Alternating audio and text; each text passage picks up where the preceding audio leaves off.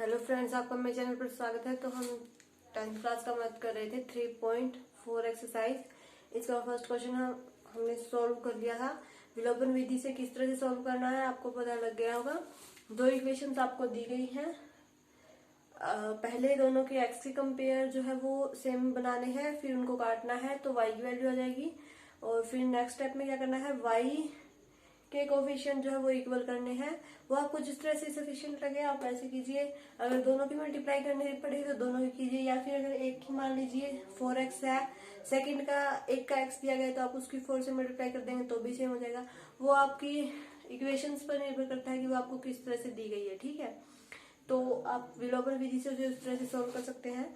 आगे क्वेश्चन आपको विलोपन विधि से सॉल्व करने हैं, लेकिन क्या रहेगा कि आपको ये दिए गए हैं रैखिक समीकरण, इनके पहले आपको बनाने पड़ेंगे, यानी कि पूरी लाइनें दी गई हैं, पहले इनके रैखिक समीकरण बनाने पड़ेंगे, उसके बाद आप उन्हें विलोपन विधि से हल कर सकते हैं। तो मैं पहले यहाँ पर सेकंड क्वेश्चन के 5 पार्ट है आपके, पांचों के समीकरण बना देती हूँ। यहाँ पर मैं इसमें से पढ़ती रहूंगी और यहाँ लिखती रहूंगी साथ साथ, आप ध्यान रखिएगा। और उसके बाद एक दो क्वेश्चन सॉल्व करा दूंगी, बाकी आप खुद ट्राई करें ना। विलोपन विधि बहुत आसान है, ठीक है। स्टार्ट करते हैं। जो सेकंड का फर्स्ट पार्ट है आपका, वो दिया गया है कि अगर अंश और हर, ठीक है। तो स्टार्ट करते हैं। सेकंड का फर्स्ट पार्ट आपका दिया गया है कि अगर यदि हम अंश में एक जोड़ दें और हर में से एक घटा दें तो अब भिन्न जो है वो आपकी एक में बदल जाती है, और हर में एक जोड़ दें तो वह 1/2 हो जाती है। तो वह भिन्न क्या है, तो पहले हमें मानना पड़ेगा, या छोटा छोटा लिख देती हूँ मैं। माना हर जो है वो x है, और सॉरी अंश जो है, अंश ऊपर होता है ना, तो पहले अंश x है और हर y है, ठीक है। अंश बाय हर ही होता है आपका, ये तो आपको पता ही होगा। तो इसे कहा कि अंश में एक जोड़ दें, यानी कि x + 1, और हर में से एक घटा दें, यानी कि y - 1, ठीक है। अंश में एक जोड़ दिया, हर में से एक घटा दिया, तो जो आपकी भिन्न है वो एक में बदल जाती है, यानी कि 1 के इक्वल हो जाती है, ठीक है। फिर इसने कहा है कि अगर हर में एक जोड़ दें, हर में x बाय हर में एक जोड़ दें, यानी कि y + 1, तो वो आपकी क्या हो जाती है, 1/2 हो जाती है। क्या हो जाती है, 1/2 हो जाती है। इस तरह से होगी। तो इन दोनों को सोल्व कर दीजिए। x + 1 ये इधर जाएगा मल्टीप्लाई में, तो y - 1 ही आ जाएगा। यहाँ से आपकी समीकरण बन जाएगी x - y + 2 = 0। ये समीकरण एक बन गई आपकी। इसकी बनाते हैं, क्रॉस मल्टीप्लाई कर दीजिए। 2x इक्वल हो जाएगा y + 1 के, यानी कि 2x - y - 1 = 0। तो ये सेकंड समीकरण बन गई। दोनों समीकरण बन गई। इसी तरह से आपको हर एक क्वेश्चन की समीकरण बनानी है। जैसे इसका सेकंड पार्ट देखते हैं। 5 वर्ष पहले नूरी की आयु सोनू की आयु की 3 गुनी थी, और 10 वर्ष पश्चात नूरी की आयु सोनू की आयु की 2 गुनी होगी। तो नूरी और सोनू की आयु ज्ञात कीजिए। तो जो पहले हमें निकालना है, हम पहले क्या करेंगे, वही जो है लेट करके चलेंगे, ठीक है। ये बात तो आपको हर एक क्वेश्चन में देखनी है। जो आपको निकालना है वही आपको क्या करना है, लेट करके चलना है, ठीक है। तो नूरी और सोनू की आयु निकालनी है, तो हम नूरी की x और सोनू की y मान लेते हैं। आप अच्छे से लिख लेना, नूरी की आयु x और सोनू की आयु y, ठीक है। तो नूरी की आयु हमें बतानी है कि अगर 5 वर्ष पहले नूरी की आयु सोनू की आयु की 3 गुनी थी, तो पहले ये देखिए कि 5 वर्ष पहले, 5 वर्ष पहले बोला है इसने, तो 5 वर्ष पहले जो नूरी की आयु है वो क्या रही होगी। ये तो हमने इनकी वर्तमान आयु राइट किया है। 5 वर्ष पहले नूरी की आयु क्या रही होगी, x - 5, और सोनू की आयु क्या रही होगी, y - 5। और जो आगे बोला है इसने, वो बोला है कि 10 वर्ष पश्चात, यानी कि 10 वर्ष बाद। सेम थोड़ी रहेगी, नूरी की आयु तो x + 10 हो जाएगी और सोनू की आयु y + 10 हो जाएगी, ठीक है। अब इसने क्या कहा है वो ध्यान से देखिए कि 5 वर्ष पहले नूरी की आयु सोनू की आयु की 3 गुनी थी, यानी कि जो आपकी सोनू की आयु है y - 5, इसकी 3 गुनी थी नूरी की आयु। हाँ, इसकी 3 गुनी थी आपकी क्या, नूरी की आयु x-5। क्लियर है इतना।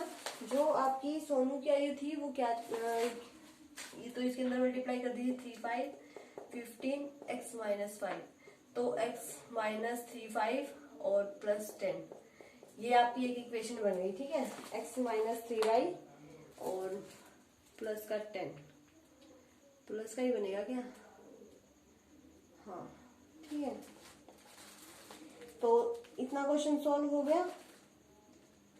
एक मिनट रुको, 3y - 15 और x-5, तो ये उस तरफ गई है ना। तो एक मिनट ये देखते हैं, सेकंड में इसने क्या बोला है कि जो 10 वर्ष वृद्ध है, नूरी की आयु जो है वो सोनू की आयु की 2 गुनी हो जाएगी, यानी कि नूरी की आयु सोनू की आयु की 2 गुनी हो जाएगी, यानी कि 2x - 5 = y - 5, तो 2x - 10 y - 5, 2x - y और -5 = 0। ठीक है, क्लियर है इतना। एक मिनट, ये ना थोड़ा ध्यान से पढ़ना। इसने कहा कि नूरी की आयु सोनू की आयु की 2 गुनी हो जाएगी, तो ये 2 गुनी हो जाएगी, ना कि ये। ठीक है, तो ये गड़बड़ हो जाती है कई बार, ध्यान रखना। तो ये 2y - 10 और यहाँ से आपका बन जाएगा x - 2y + 5 = 0। ठीक है, क्लियर है इतना क्वेश्चन। तो इससे हमारी क्या बन गई, 2 समीकरण बन गई। तो इसकी भी आपकी 2 समीकरण बन गई। यहाँ पर वो मैंने गलत ले लिया था, ये आपको नीचे वाला लेना था। 10 वर्ष बाद वाली कंडीशन कर रहे हैं ना, तो 10 वर्ष बाद वाली लेनी थी। ठीक है, तो इसी तरह से इसकी भी इक्वेशन आपकी बन गई। इसी तरह से आपके जो थर्ड पार्ट, उसकी भी आपकी कंडीशन बनेगी। इसने कहा कि 2 अंकों की संख्या के अंकों का योग, तो पहले क्या करना पड़ेगा, हमें संख्या माननी पड़ेगी। ठीक है, तो हमने मान लिया कि जो आपकी पहली संख्या होगी वो x होगी और जो दूसरी संख्या होगी वो y होगी। ठीक है, इसने कहा कि 2 संख्याओं का जो योग है वो आपका 9 है। योग मैंने क्या होता है, जोड़, तो 9, तो एक कंडीशन तो यहाँ से बन गई। फिर इसने कहा है कि इस संख्या का 9 गुना संख्या के अंकों को पलटने से बनी संख्या का 2 गुना है, तो वह संख्या ज्ञात कीजिए। संख्या क्या कहा है इसने, पलटने से इसने संख्या बनाई है, और जो इस संख्या का 9 गुना, जो ये संख्या हमारे बनी है इसका 9 गुना, 9x 9y और 9 9 81 हो जाएगा। और फिर उनको पलटने से, यानी कि 1/, में करने से बनी संख्या का 2 गुना है, फिर उनको 2 से डिवाइड करने पर, तो जो आपकी संख्या बनेगी वो क्या बनेगी, 8x - y = 9, 8x - y = 0। तो ये बनेगी आपकी सेकंड कंडीशन। ठीक है, आप करके देख लेना, जैसे जैसे इसने कहा वैसे वैसे। पहले अंक लेने हैं, फिर उनका 9 गुना करना है, फिर उनको पलटना है और फिर उसका 2 गुना करना है, तो आपकी यही कंडीशन बनेगी। ठीक है, तो इस तरह से इसकी थर्ड पार्ट की 2 कंडीशन बन गई। फिर फोर्थ में क्या है कि 2000 रुपये निकालने के लिए बैंक गई है, तो खजांची ने उसे 50 और 100 रुपए के नोट देने के लिए कहा है। तो माना हमने जो 50 रुपए के नोट है वो x है और जो 100 रुपए के नोट है वो y है। ठीक है, 50 और 100 रुपए के नोटों को हमने x और y मान लिया। फिर इसने कहा है कि उसने खजांची को 50 रुपए और 100 रुपए के नोट देने के लिए कहा, तो मीना ने कुल 25 नोट प्राप्त किए, उनमें से 50 और 100 कितने कितने नोट है वो हमें बताने हैं। ठीक है, वो 2000 रुपये निकालने के लिए बैंक गई है, तो हम लेट कर लेते हैं कि उसने उसे टोटल कितने दिए हैं, 50 और 100 के टोटल नोट उसने उसे कितने दिए हैं, 25। तो एक कंडीशन तो हमारी यहीं से बन गई कि उसको जो है सारे टोटल उसने कितने दिए हैं, 25 नोट दिए हैं, तो इन दोनों को हमने जोड़ दिया तो आपकी कितनी बन गई, 25 बन गया। ठीक है, फिर इसने कहा है नोट देने के लिए, तो 2000 रुपये निकाले गए और 25 नोट, 50 रुपये कितने नोट है वो हमें बताना है। तो एक कंडीशन हम खुद सेलेक्ट कर लेते हैं कि अगर उसने उसे 50 का मतलब 50 के दिए होंगे, उनके 2 गुना क्या दिए होंगे, 100 के नोट दिए होंगे। ठीक है, अगर उसने 50 के दिए हैं तो उसके 2 गुना, अगर 100 के नोट दिए हैं तो वो कितने नोट लेके आती है, 40 नोट लेके आती है। ये आप देख लेना, यही आएगा। ठीक है, अगर 50 का नोट दिया है और उसके 2 गुने यानी कि 100 के ज्यादा नोट दिए हैं, उनको हम जोड़ेंगे तो वो 40 नोट लेके आएगी। ठीक है, इस तरह से इसकी भी दोनों कंडीशन बन गई। फिर बचता है आपका फिफ्थ पार्ट। फिफ्थ पार्ट में आपको क्या बोला गया है, आप जैसे जैसे इक्वेशन पढ़ेंगे आपको स्टेटमेंट समझ आती रहेगी, कोई दिक्कत नहीं है। कि किराया देने के लिए किसी पुस्तकालय में प्रथम 3 दिनों का एक नियत किराया है, उसके बाद अतिरिक्त दिन का किराया लगता है। तो सईदा ने 7 दिनों को एक पुस्तक रखने के लिए 27 रुपये अदा किए हैं और सूची ने एक पुस्तक को 5 दिन रखने के लिए 21 रुपये अदा किया। तो प्रत्येक अतिरिक्त दिन का किराया ज्ञात कीजिए। तो पहले आप ये मान लीजिए कि जो आपका एक तो नियत किराया है नियत किराया है ना, उसे x मान लीजिए। देखिए x y तो आपको सब में मान के चलना पड़ेगा। नियत किराए को x मान लीजिए और जो अतिरिक्त है उसको y मान लीजिए। ठीक है, तो फिर सरिता ने 7 दिन एक पुस्तक को रखने के लिए 27 रुपये अदा किए हैं। 7 दिन उसने क्या किया है, एक पुस्तक को रखा है, तो उसके लिए किसने कितने रुपए दिए हैं, 27 रुपये दिए हैं। ठीक है, 7 दिन हाँ, और एक 5 दिन रखने के लिए उसने 21 रुपये अदा किए हैं। ठीक है, तो जब उसने उसे 7 दिन रखा तो यानी कि ये नियत किराया जो 3 दिन का था उसका लग गया, बाकी कितने दिन बचे, 4 दिन। तो इसके उसने कितने रुपए दिए, 27 रुपये। ठीक है, फिर उसने 5 दिन के लिया तो 3 दिन का तो आपका नियत किराया लगता है, तो वो, और फिर 3 के कितने बच गए, 2 दिन बच गए, तो ये, और किसके इक्वल आएगा आपका 21 है, क्योंकि उसने कितने रुपए दिए, 21 दिए। यहाँ से आपकी दोनों कंडीशन बन गई। इनको बस आपको क्या करना है, विलोपन विधि से सोल्व करना है। ठीक है, अब सारे क्वेश्चंस की कंडीशन हमारी बन गई है। अब हमें क्या करना है, इनको विलोपन विधि से हल करना है। तो आप कोई भी क्वेश्चन ले लीजिए, जैसे मैं इन दोनों की स्टेटमेंट छोड़ लेती हूँ, हम इन दोनों को सोल्व कर लेते हैं। ठीक है, बाकी की स्टेटमेंट आप नोट कर लेना, अगर कोई गलती हो गई हो तो बता देना। ठीक है, हो जाती है कई बार।